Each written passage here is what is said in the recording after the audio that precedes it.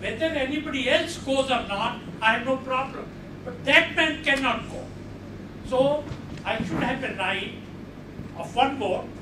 I can vote against that man. No, not negative vote against all sectors there, but against that particular man. Okay. So then we could eliminate some of these things. Okay. If you permit me to respond. Please, go one ahead. more question. It's all your time. My friend out there had raised earlier a point. Right. Which country in the world has that provision that illiterate man and a man who has done criminal acts can go in out there? Right.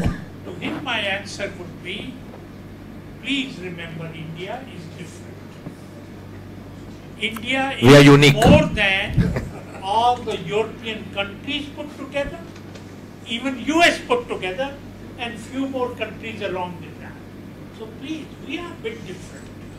Don't put us in touch with Norway and Denmark.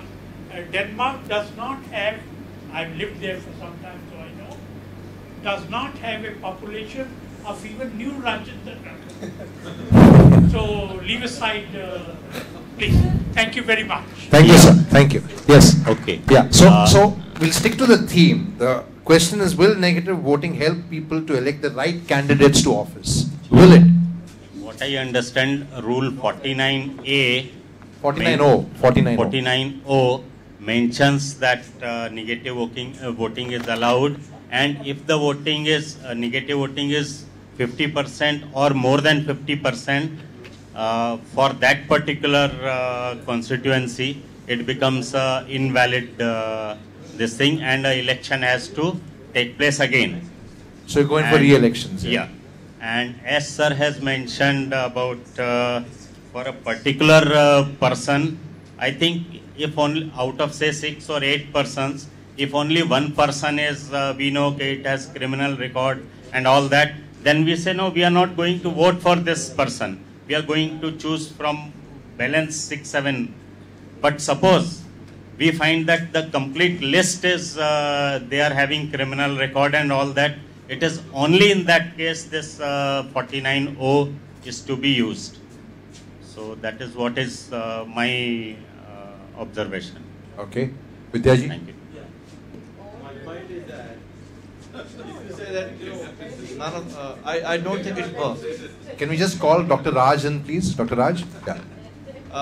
I don't think it will work. We have to ultimately work for a positive solution rather than the So negative. 49O is a bad idea, you think? I think because if you're saying that one candidate is bad, then people in India vote on different, their faiths are in different things. Your caste, your region, your religion, a lot of things work here. Right. It's not just one thing that, so a larger number of people, if they don't belong to your community, you won't vote for you. So a larger number of people may have their prejudices against a particular candidate, even if he is not corrupt. So none of the above could be possible. What I am saying is that if you say that none of the above and 50% voter have said none of the above and the election is countermanded, then again the same people contest the election. Either bar them. If the 50% voter have said that we consider all the above as But that is what the 49O does. That once people have rejected all the candidates, those they have to be barred. But you have to go for re-election. So the debate is. No. What I mean to say is whether they will be able to contest again or not. That is the only point. If they are able to contest, then what is the point? Because they will again come up. I'd like to add, so just 1 minute. I wish to understand. Just one minute. I think Vivek wants to say. I'd like to add to it. I do not know how many of you were aware of 49O. The first time I went for a polling, I used this option, 49O. The idea behind 49O is that I do not want to vote. There's a difference between rejecting all the list and I not exercising my right. If I study the draft carefully of 49O, it means I do not want to vote. This is what the South Mumbai and the South Delhi civil society does. They go for a weekend. That's what they're actually doing is you have to go to the booth, tell the election officer that I do not want to exercise my right to vote. And what we are speaking is negative voting or none of the above option. That is, I reject all the candidates. There's a minor difference in that, whether I do not want to vote or I want to reject all the candidates. Okay, thank you. Thank you, Vivek. So we're talking about negative voting, saying no to each candidate. I wish to know the historical evidences behind the right to recall and the right to, because I'm not much convinced about the right to reject. Right to reject part again has to have some motive or some motivation behind it. We had been in the morning, we had been debating about all this the entire morning, because we had concluded that even the distance between the beneficiary, we are not clear who is the beneficiary, the voter or the Nagar Sevak we are going to send to the parliament. That part is also missing, and even the slogan which says Mera Paisa Mera Hak, it has been popularized by RTI activists or by the Jan Lokpal. But the thing which is missing is Mera Vote, Meri Taakat, or the transformation of the power is still not evident in the society. Okay. Thank you.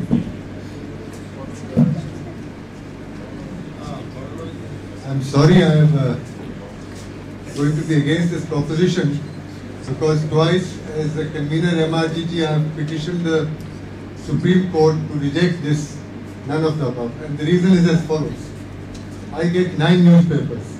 I'm a very well-informed person, but few days before, when there are 9-10 candidates, there is no way, in all honesty, I can say none of the above. And I'm a very well-informed candidate. In one election in somewhere in South India, there were 1,200 candidates. How are you going to say that people who are don't have time to read, that they are in a position to say none of the above? It's technically not possible, it is incorrect, and it is a wrong system to follow. So therefore, I don't think that none of the above is correct. Secondly, we will bring in communalism here.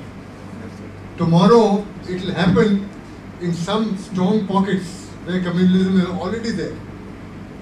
Where what we say secularism will not come in, people will boycott. That all right, there is no Muslim in this. None of the above. Some Gujars will say, there is no Gujar in this. None of the above. You will spoil the system. People won't come out to vote. So therefore, there are points against it, and I have twice, as I said, gone to the Supreme Court, including to this Chief Justice, that for God's sake, if it comes to the Supreme Court, reject it, because I want somebody to demonstrate to me that it's technically possible to say evaluate 10 people when you just got a few days notice, and you haven't even seen the affidavits. I don't know how you are making this proposition. I am against it. Thank you so much. This is, when you started this, I wanted to say this thing, that 10, 12, 20, 10 people are there in that. How you can say none of them is fit? Maybe that you can, particular person if you want, there should be some kind of thing that you don't want it. That is possible, but none of the above serves no purpose.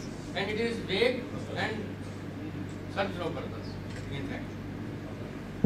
You see, if you have proportionate electoral system, I mean, first of all, I am for the democratic right of any individual to say no.